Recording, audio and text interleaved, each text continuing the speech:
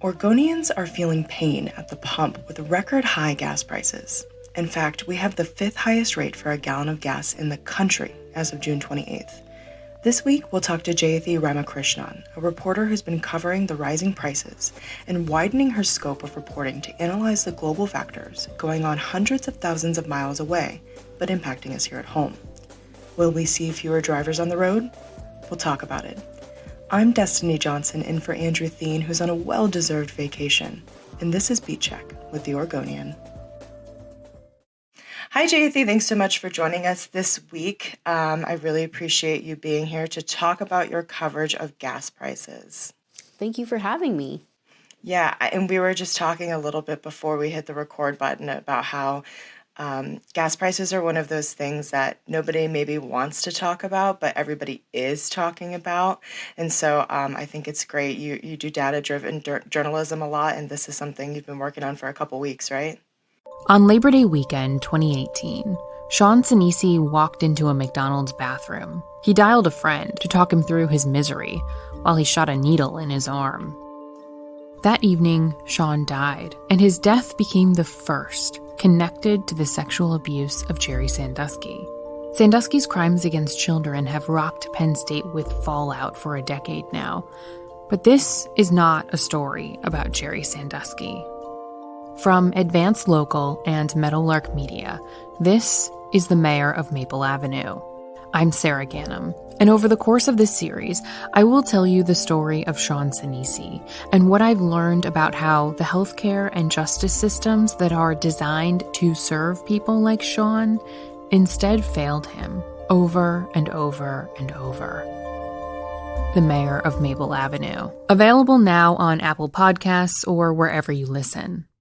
Yeah, I think the data side is something that one of our colleagues, Dave Kanzler, handles a little bit more of. And I try to do a little bit more of, just putting it into layman's terms. What does that mean? So Dave handles the graphs and I tell everybody what it means.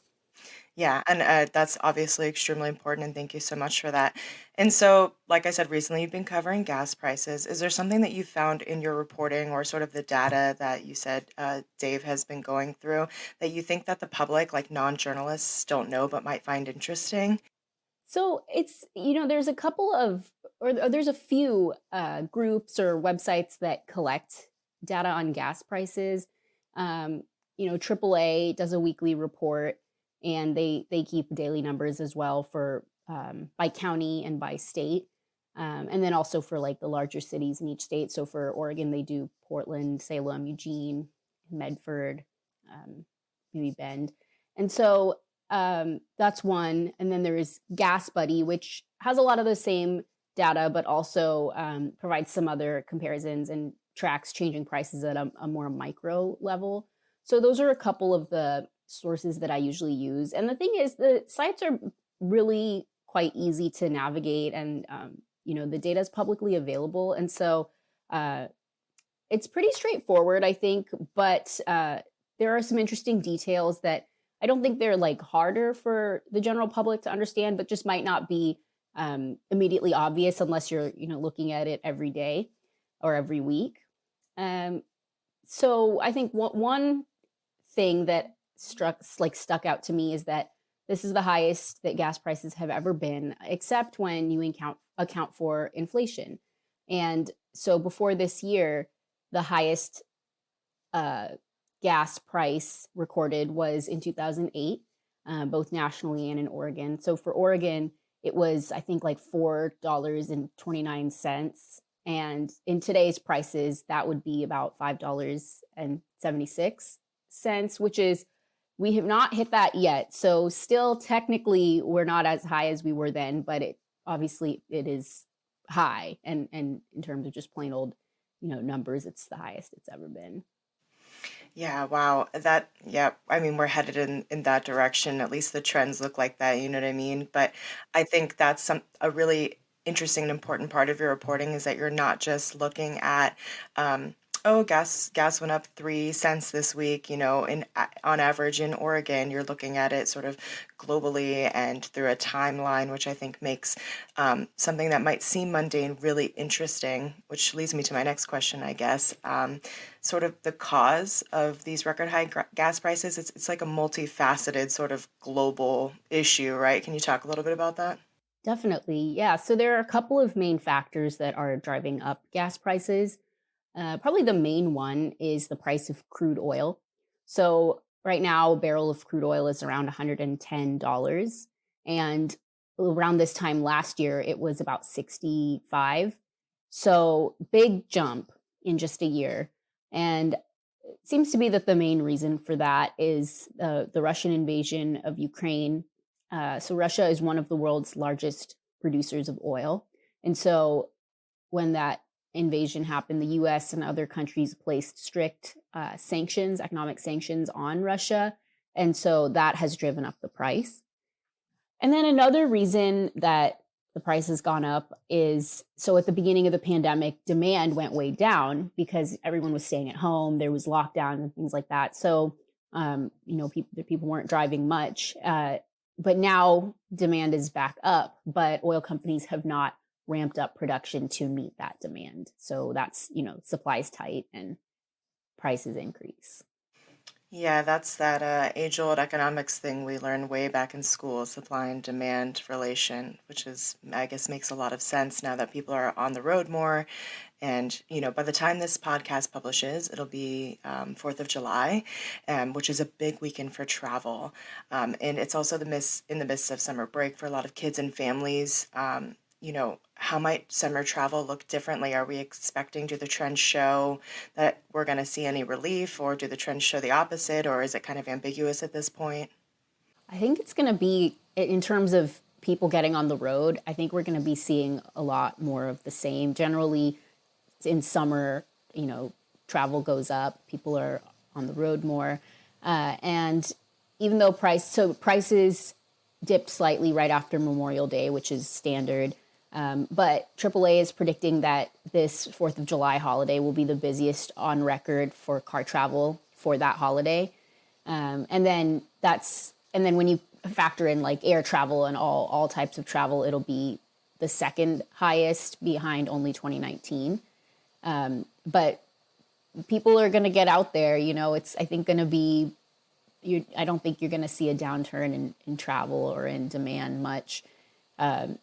And I think probably the reason for that is just, people have largely been sitting at home for the last couple of years because of lockdowns or because of surges. Not that that's not happening, cases are still around. But in terms of, official rules, like the most of those have been lifted. And so people can go places now. And so that I think is really contributing to it. Yeah, absolutely. And, we talked a little bit about sort of the global issues that are causing these high prices that we're seeing here at home and, of course, across the country. But we haven't really talked about the impact of these high prices on people and businesses. And while we think, AAA is predicting that this is going to be a really, really busy traveling holiday, do we know what the impact of these like continued high prices means for everybody from me and you to like larger businesses? Yeah. So, as you may have noticed, gas prices did dip a little bit. And there was an article, I think a paper in Florida did it, but talking about why that's not necessarily a good thing. Prices have come down a little bit, not anything significant, but, there are some concerns that it's signaling some sort of economic downturn. So this, things are obviously getting a lot more expensive, gas, homes, groceries, and, that's from inflation. And so the Federal Reserve, in an effort to bring inflation down, has increased interest rates by 0.75%, and that's the most since 1994. And so that, in turn, makes it more expensive for businesses to operate, borrow money, manufacture goods, things like that. And so that can have the effect of more workers getting laid off or people not getting hired. So that kind of is where that economic slowdown can come from. But then in turn, it also leads to prices coming down. If there's less discretionary income, there's less demand, people aren't going to work, or, they have to choose, like, okay, I don't have as much to spend, like I have to be selective, where I want to go. So that is kind of where I think that's like a long way of saying that, gas prices are one indicator of like, a lot going on with the economy right now. Yeah, and gas prices did fall a whopping 3 cents here in Oregon, as you mentioned. And in your latest piece with David Kanzler, who we were talking about earlier, which you can find on OregonLive.com, and we will link in the show notes for you. You mentioned that this is indicative of people's general unease about the state of the economy. Is that what you mean? Sort of like this where to spend your dollar? We've heard that before, but I mean, getting to be more crucial than ever. Seems to be, yeah. I think just with inflation as high as it is, they're trying to cut down on that. But then in turn, that has other effects on, where people can spend their money. Is there a way that that a regular consumer can find a reliable way to find the cheapest gas around them so they know where to fill up? Because people are, maybe you'll drive the extra mile to save the 10 cents a gallon. You know what I'm saying? I think that website that I mentioned earlier, Gasbuddy, does that specifically. Like they have really like they survey a ton of gas stations like every day. So I think that is one way to do it. I don't know if AAA does that specific of analysis, but I know Gasbuddy has that data. Okay, yeah, we'll make sure that's linked in the show notes as well so people can find that and check it out if they want or need to. And it might be especially pertinent to people in different counties because, we were talking a little bit, but there is a what I would consider maybe a large price discrepancy between, say, Curry County and like Benton County. It was like 50 cents difference almost, I think, this week or last. Do you know why there's such a discrepancy between places like that? I mean, they're both in the state of Oregon. That's a great question. And that's something that I've kind of wondered about week after week as well. But I asked Marie Dodds, who is, she does analysis at AAA every week for gas prices. And she said that it's largely related to proximity to pipelines. So Curry County is so remote. I used to live there. And, places I've noticed when I look at the county map every week, places like Coos County, Josephine, Harney County, Lake County, all in the southern border, basically, they're all among the highest. And, those are all really pretty remote. Like they're not close to any big city. And they're also, as Marie Dodds told me, they're not close to any pipeline. So there's a pipeline that goes from Portland to Eugene. And so, places in the valley have a little bit better access. And then on the east side, you might notice that prices aren't particularly high either, even though that's a fairly rural area as well. And the reason for that, she said, is so from Boise, Idaho to Kennewick, Washington, both of which are close to the Oregon border, there is a pipeline as well. So, counties like Umatilla or Malheur have that closer access as well. So, it's pretty much dependent on that. And that's kind of, something that we're seeing every week. Like Curry County hit $5 well before anywhere else in the state. And another thing about that area specifically, like the southwestern corner of the state, is it's likely getting some of its deliveries from California as well. And California gasoline has different, like more stringent specifications, like, environmental standards that it has to meet. So it's more expensive or more difficult to produce. And so if, that area of the state is getting deliveries from California, it's going to be more expensive as well. That's really interesting. I guess that's the type of stuff I never would have thought would have reflected back in the prices that we were seeing, kind of what's going on behind the scenes there, but it makes a lot of sense. Yeah, it's pretty fascinating. And I've always wondered about it myself. And, that's just something where I kind of was like, maybe it's because of, proximity to the big city, but it's literally because there's no pipeline that far south. Yeah, that was also my assumption, that it was just like the city pricing, like everything's expensive in the city. So, but here in the city, speaking of, we have, depending on where you live, public transit that's really reliable and a great alternative to driving your car. I'm from a very small town in Florida that did not have public transportation, so I think it's like such a great thing. Do you think that we'll see an uptick of people using public transit because it is getting so expensive to drive? This is a really bike-friendly city. Do you think that we'll see fewer people driving, not just for the holiday weekend, but kind of overall as we're continuing to see trends tick, tick, tick up?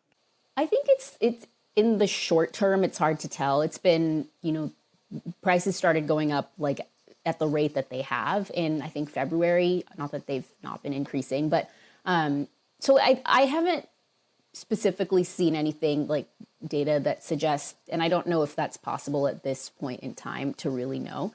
But I will say that, I don't think we're seeing people drive less. And so again, like, I don't know that there's anything conclusive right now. But I wouldn't guess, based on how much people are continuing to drive, that it's leading to much of an increase in people using public transit. And I think that probably, it's also hard to tell with our local public transit right now, because TriMet is having some of its own issues with a severe shortage of drivers. And so they've had to cancel rides every day. They've had to make long-term service cuts. And so I think that's also that would probably skew, what we would normally see. Like, it's not normal service right now. So it's hard to say, like, TriMet's having a higher volume of travelers than usual because they're having fewer rides. But yeah, I mean, every week, when the reports come out, it's showing that people are driving more, or not more necessarily, but as much. And so, yeah, it's interesting to think about, because you would think that, like, people would be trying to find other alternatives, but I think it's just, people are kind of gritting their teeth and paying the higher prices. Yeah, it's such a part of your life. You just, if it is part of your life, you hop in your car and you go wherever you need to go. It's, for a lot of people, it feels like a necessity, or it is a necessity. So there's not much you can do but adjust your budget to sort of deal with it, like you were saying. And while you've been working on gas price reporting for the last couple of weeks, this is not the only thing that you report on. You report on lots of other things. And so I wanted to know if there was anything else you were working on that we could get a little sneak peek into that you're excited to be working on. Yeah, definitely. So kind of what we were talking about before with driver behavior and, what people are doing in the face of higher gas prices. I am going to be taking a closer look into some numbers that show traffic volumes over the past few years and see if that tells us anything about driver behavior. So if volumes are up, down, or the same since before the pandemic, and what some of the reasons for that could be. And then I cover housing as well. So I have some things in the works there. Again, kind of with the inflation theme. So mortgage interest rates have doubled in the past 6 months. And the reason for that, again, is because the Fed raised those rates to combat inflation. And so I had a story last week, and I have another kind of digging into it a little bit more coming out in a few days.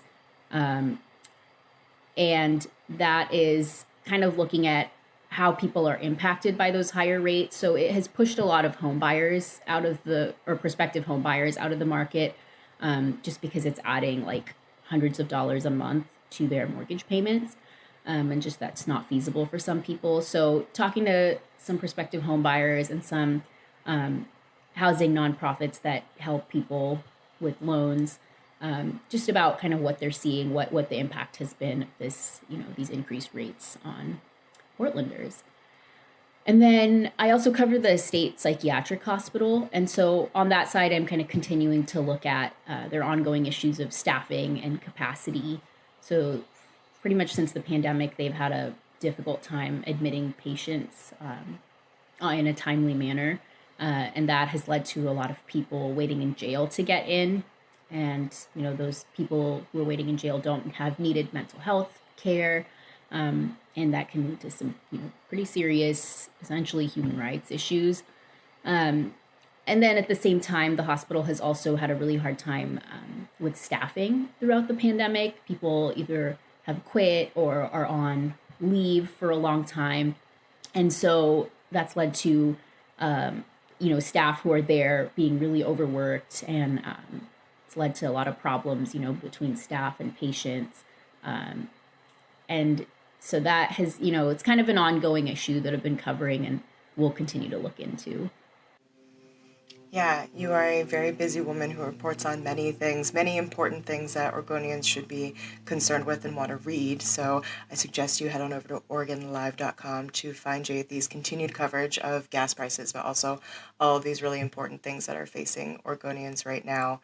And with that being said, thank you so much for being my first guest on my inaugural hosting of Beat Check while Andrew Thien is out on a lovely vacation. My pleasure. Thank you so much, and I hope you have a great day. Thanks so much for listening to Beat Check with the Oregonian. I shared some of the links we talked about in the show notes. If you liked this show, please give us a 5-star rating and a review on Apple Podcasts. It really helps other people find our podcast. The best way to support our local journalism is through a subscription to Oregon Live, which you can find at OregonLive.com/podsupport. And if you're a fan of the show or interested in sponsoring one of our episodes, you should shoot us an email at advertise@oregonian.com. And with that, until next time.